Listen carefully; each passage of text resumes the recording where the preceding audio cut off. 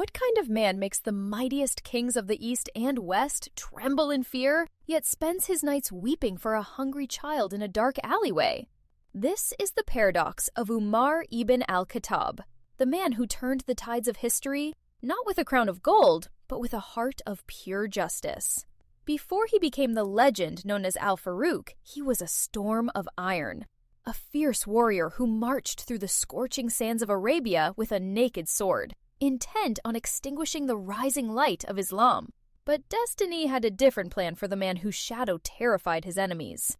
In a single moment of divine intervention, the words of the Quran pierced through his armor of pride, melting his heart of stone and turning the fiercest enemy of the faith into its most unbreakable shield. As he rose to lead an empire that would eventually topple the majestic frontiers of Rome and Persia, his lifestyle remained as simple as the dust he walked upon.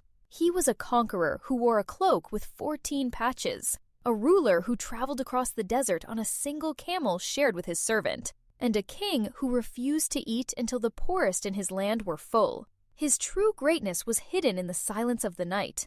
While the world slept, the emperor of the earth disguised himself as a commoner to patrol the streets of Medina. He was often found carrying heavy sacks of flour on his own back, his spine bending under the weight of his people's needs, famously declaring that if even a stray dog died of hunger on the banks of the Euphrates, he alone would be held accountable before the Creator.